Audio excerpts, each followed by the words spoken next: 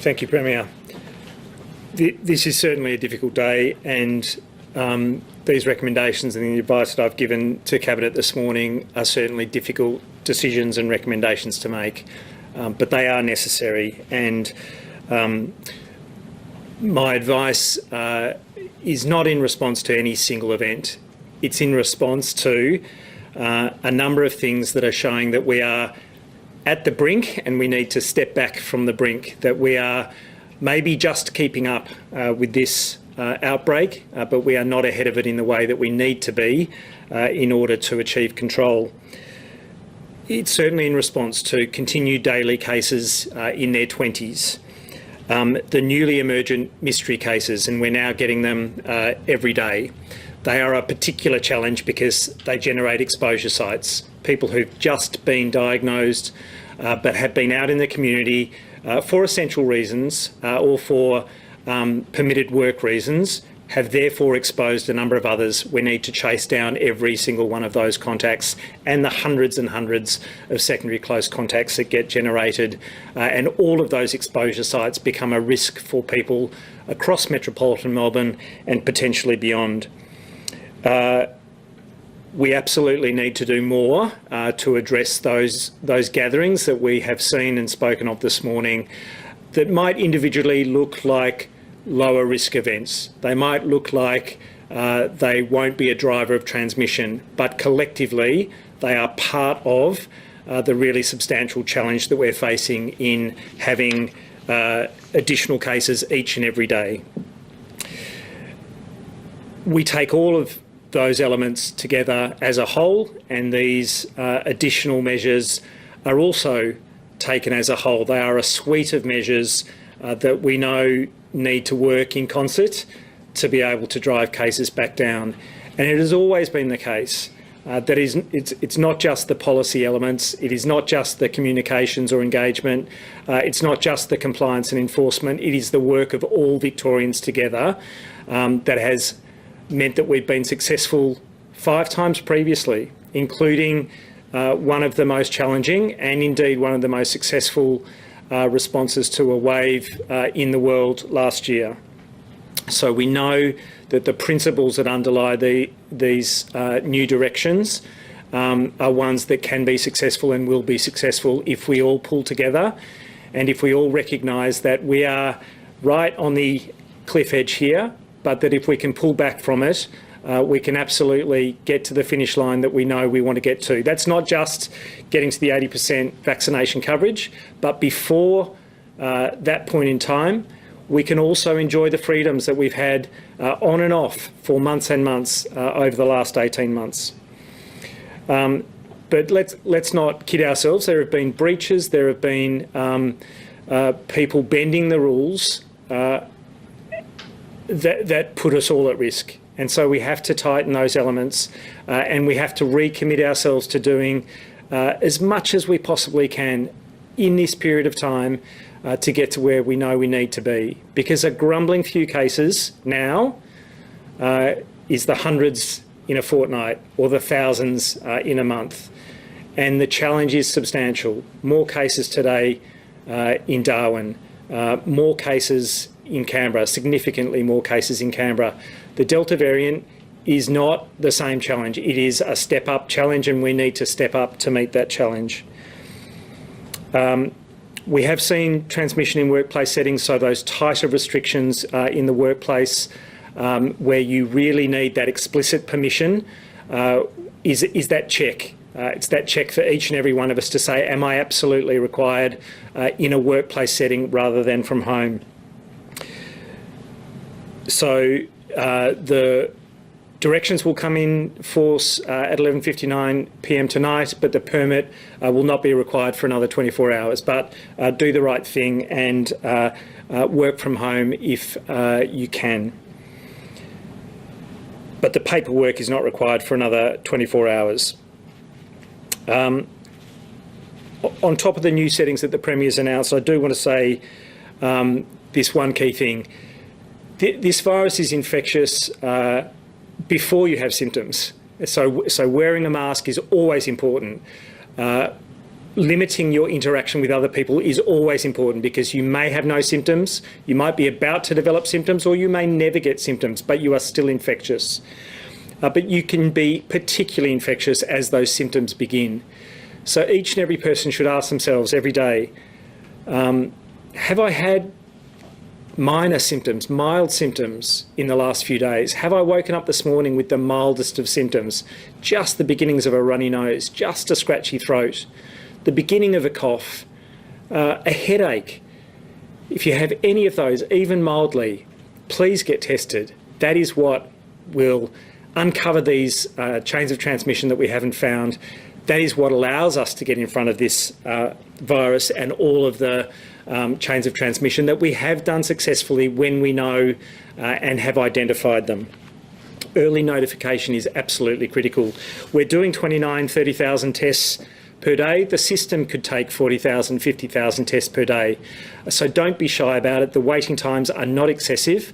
They will change in different suburbs according to different exposure sites. But by and large, there is no waiting time that is greater than 60 minutes. If you have to drive another 20 minutes to save an hour in waiting, you can do that. For the purpose of testing, you can leave home. Of course, I'm disappointed to be here where we are, but again, I know how successful we've been. I know that the underlying principles of following these directions, of limiting our movements as hard as it is on our families, on our mental health, on all of those human needs that we have for interaction. If we don't do it now, and if we can't get ahead of it, the long, long tail of this will be even worse for us. As the Premier said, if we could choose differently, we would choose differently.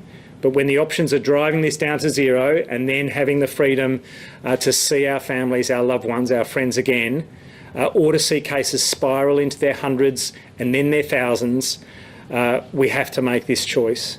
As difficult as it is and as tough as an extension is right now, we can get there.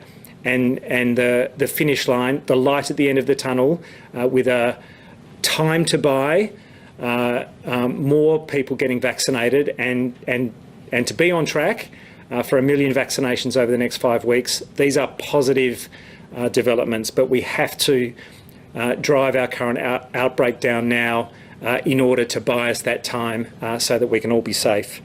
I'll pass to the Commissioner. Thank you.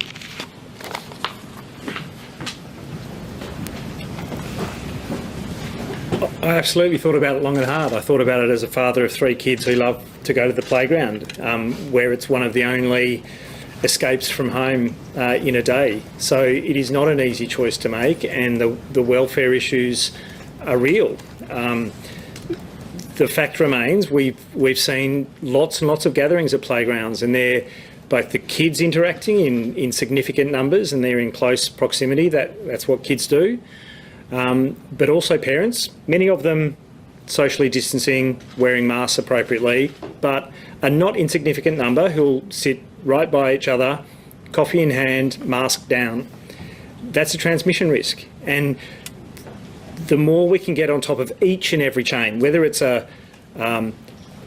small, a moderate or a significant contributor to that overall burden of transmission, we have to get to the finish line fast, so that this doesn't drag on and on and on, and we get even angrier and even more frustrated and even more willing to ignore what needs to occur. But Professor, it is dragging on. And it's one of the few social outlets kids in particular have. I mean, you've also got written down here, no one's mentioned the fact that you can't have a single bubble or was it the relationship bubble too? No, I don't believe that's the case. After curfew, sorry. One place to stay. After curfew, with respect to the curfew, you can't do it to visit your single-person bubble, but you've still got single-person bubbles. So yes, there are not many outlets, and yes, it's dragged on much longer than any of us would have liked. But the prospect in Sydney at the moment is another 3 months on top of 2 months for some people in the southwest and west of Sydney. Five months. Now, Victoria didn't go 5 months. We went 4 months. That was an eternity. We do not want the prospect of this going on and on and on. And so the hard choices now for a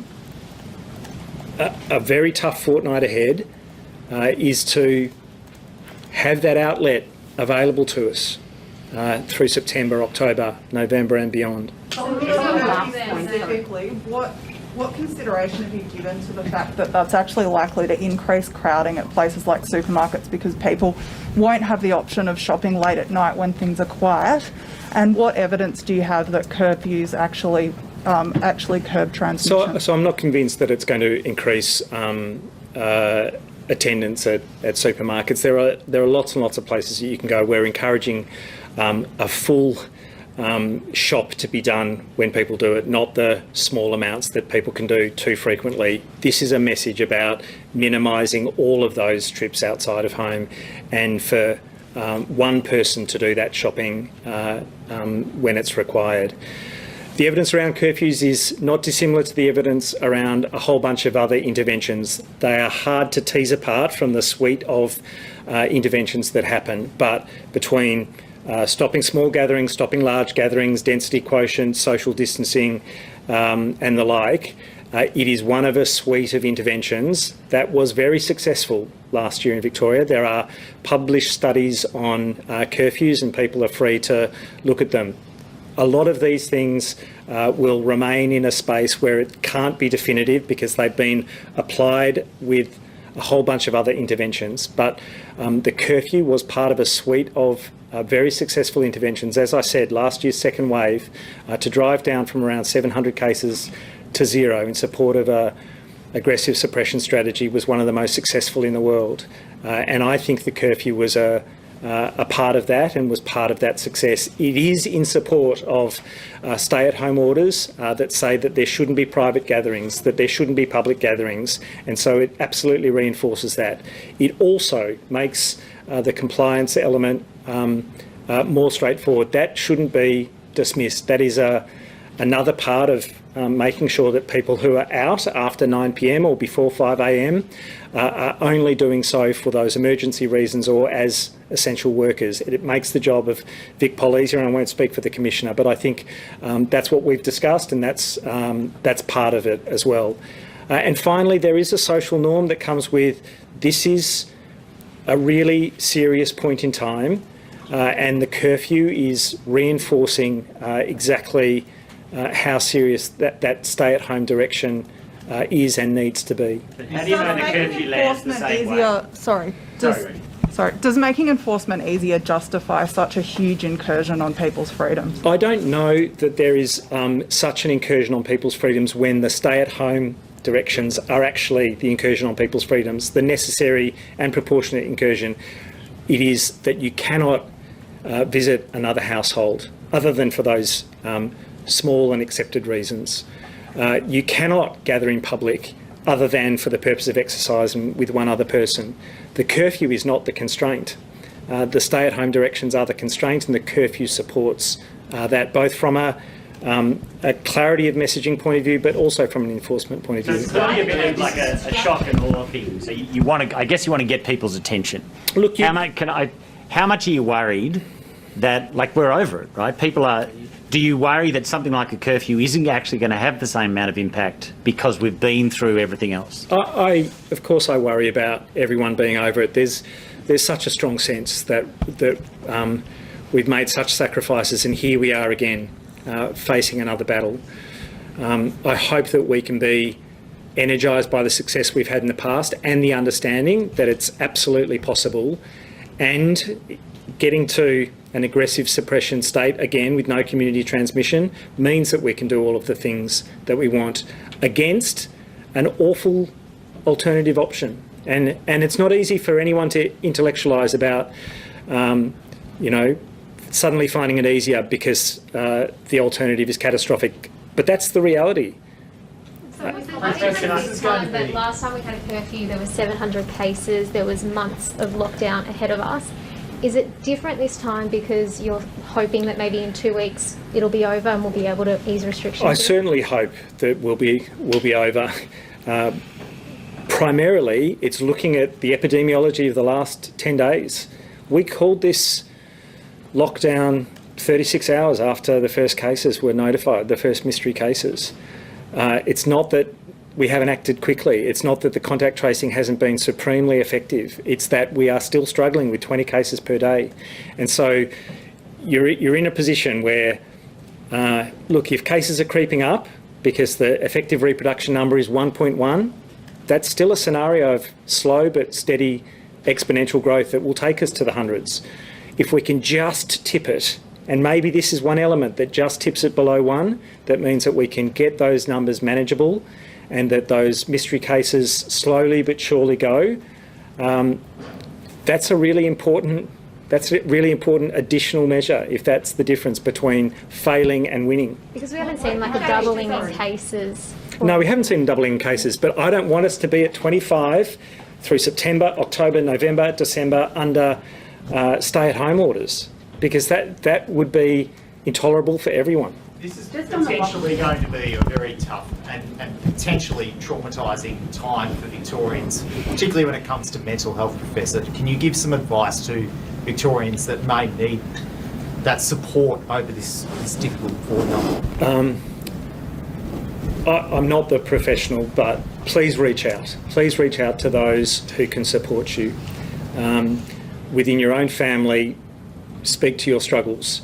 Within your circle of friends, through the social media and correspondence that you'll have, picking up the phone, getting on a Zoom call, please reach out and speak to your struggles and ask for the support of those who can help you.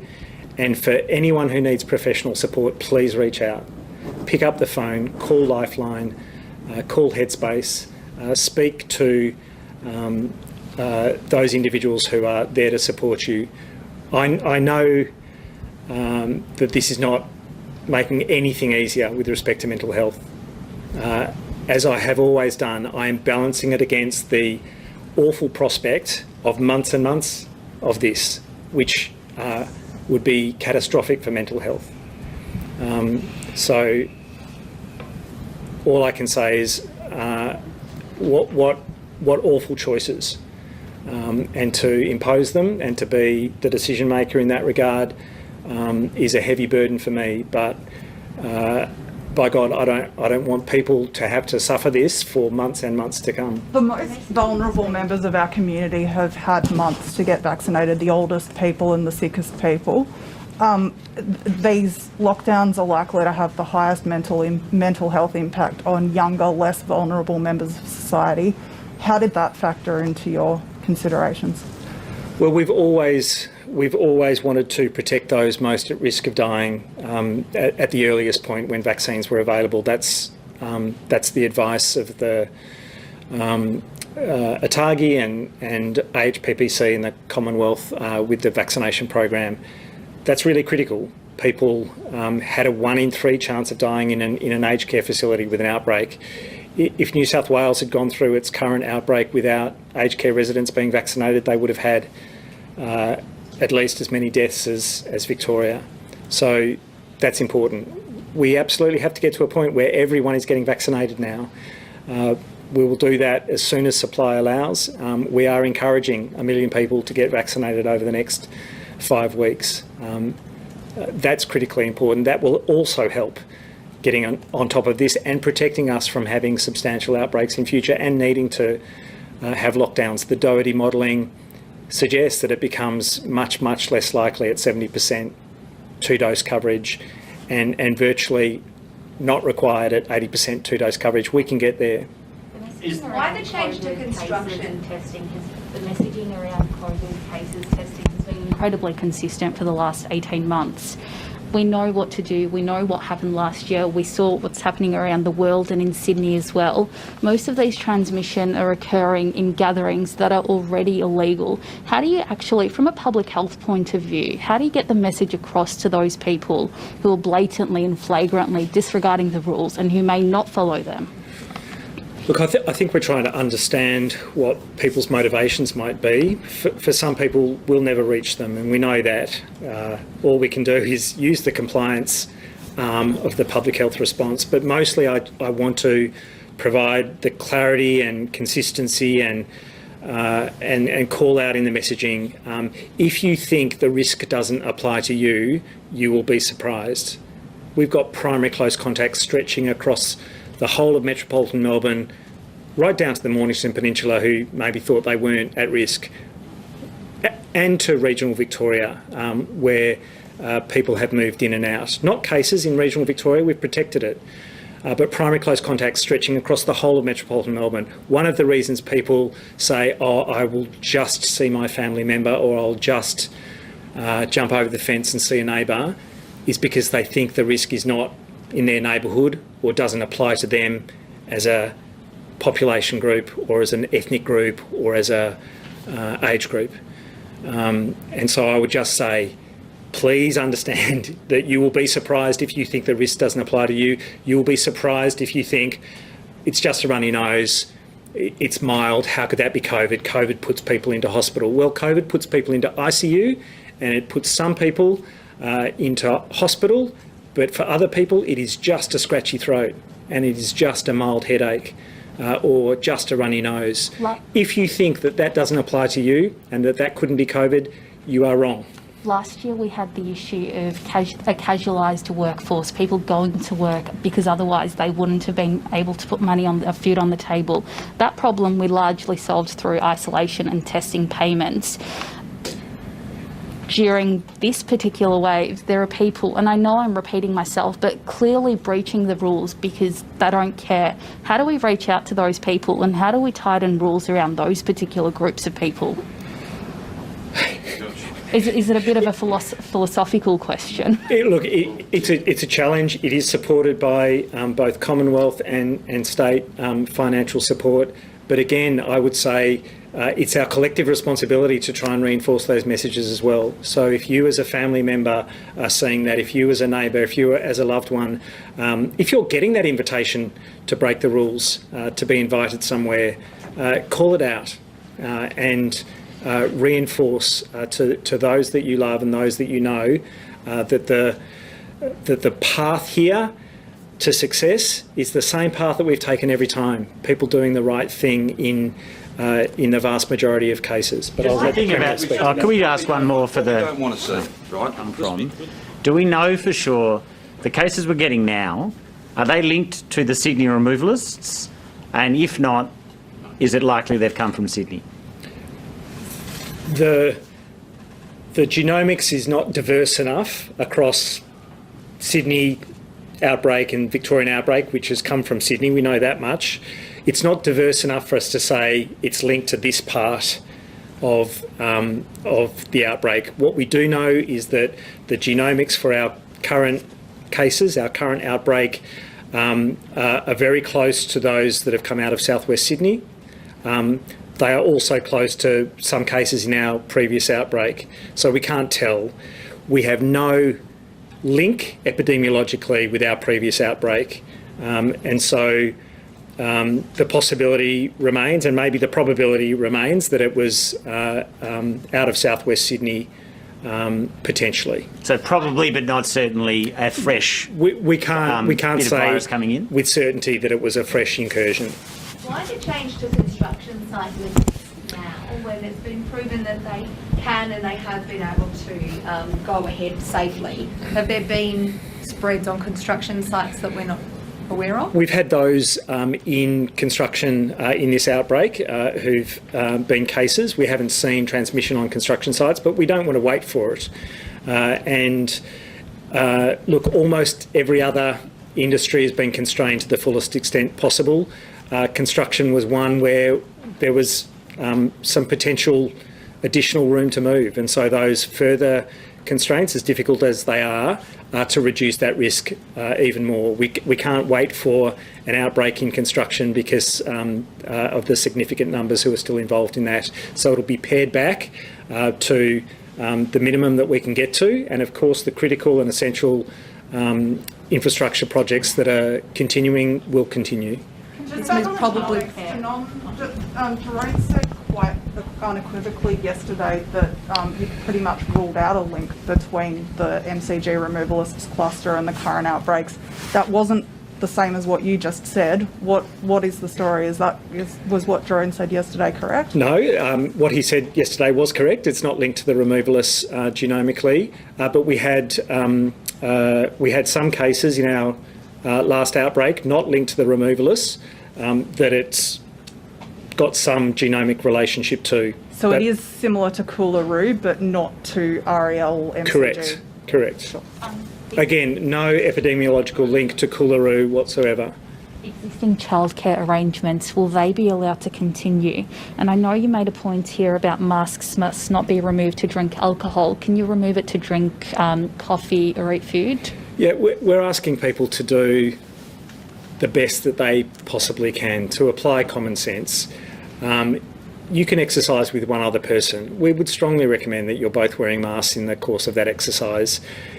Don't make it an opportunity to put your mask on your chin, coffee cup in hand, and spend half an hour arm in arm, because that's a transmission risk. So yes, you can, but please don't. Existing childcare arrangements? I can come back to you on those specifics. Unchanged, and childcare and kindergarten can also continue unchanged? It can continue. Yep. Just on kids, while we're on the topic, sorry.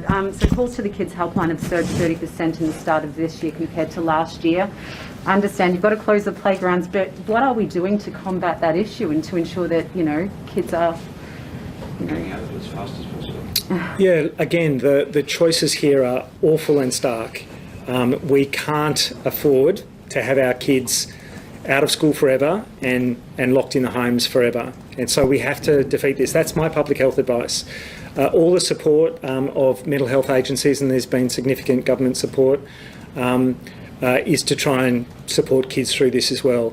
Schools in their online learning are also reaching out to kids to support them in the fullest way possible, not just to provide teaching opportunities, but to check in on them. And that's a really important thing as well.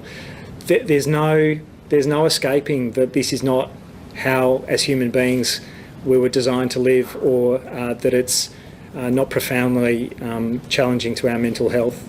But getting out of it is the solution as much as anything. What is the plan for schools? I understand at the moment we're in lockdown and they can't, and it won't be reconsidered that they would open during that. But going forward, a lot of schools are reporting that kids just simply don't have the motivation to remote learn anymore. Looking at year 11s and 12s in Melbourne now, it's specifically us who are struggling, who will fall behind on an education basis. What is the plan? Because there needs to be one, rather than this ongoing uncertainty for kids and teachers and parents. There is a great desire to get kids back in school as soon as possible. That said, this outbreak had significant transmission events in schools. We are both working with Department of Education and Training to make schools as safe as possible. But in terms of that idea of certainty, the certainty is when we get to a point where we haven't got community exposure risk. So I can't tell you where we'll be exactly in 2 weeks. All I can say is that if everyone follows these rules and applies them as much as they possibly can, that gives us absolutely the best chance to get kids back in school. We will preferentially look to year 11 and 12s getting back because of their particular needs and the particular disparity now between metro and regional Victoria. But we have to do it when it's safe. Is there a plan in place to vaccinate children? So Just on schools.